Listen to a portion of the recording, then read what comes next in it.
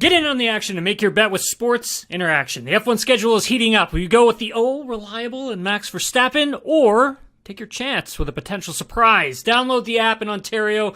Use the QR code you see at the bottom of your screen somewhere, or head to sportsinteraction.com/SDPN to get started. 19 plus, please play responsibly. What do you think of the new regulations? I like them. I like the cost cap. I like the wind tunnel and the CFD time. And one of the things I've noticed is the turnover rate and big updates. And it seems like with this current regulation, teams can claw back performance faster.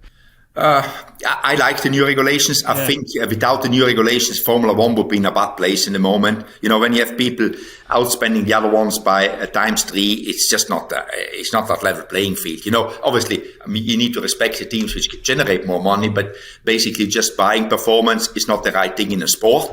I think the technical regulations, they are also good. The cars are, as we said before, they're always on the edge, but people is just trying to get over it by upgrading. But the upgrades, they are not bringing a lot. Look at the Ferrari upgrade last weekend. A complete different car. I don't think there was a big change. Mercedes, they both upgrades. They were pretty competitive in Barcelona in the race, but they are very careful in looking forward because they are not sure if it works everywhere. So it's very, I wouldn't say for everybody, for sure not for Red Bull. For a lot of people, it's still a mystery how this car works, and where to get the performance. And I'm saying it since the beginning of the season.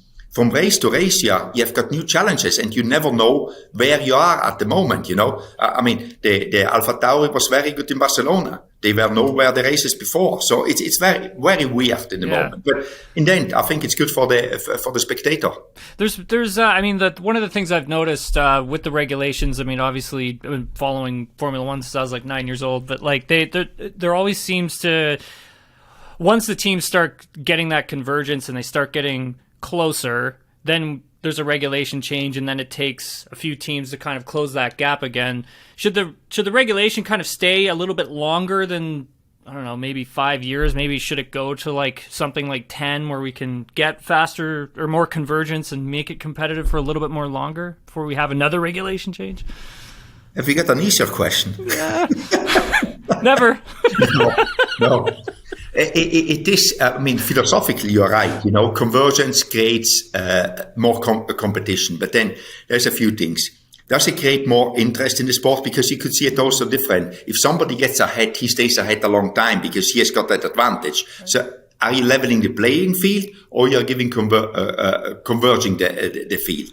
The other thing is, we need to stay always current with the technologies out there. Therefore, in 26, there is a new regulation coming for the power unit. And by doing that, we need also change the chassis rules, because otherwise, with the aero rules we have got now, we could not live with 25% less energy in the car and doing the same lap time, So there are always different challenges there. And it's just also staying current. And if you look at a product which is 10 years old, people still interested to look at it? I don't think so, because people always want to have something new, even if it's nothing wrong with the old one, but you need to make it interesting for people to watch F1, and if you just do more of the same, people say, why would I watch this? I saw the same scenario 2-3 years ago. I want something new, and it gives something to talk about.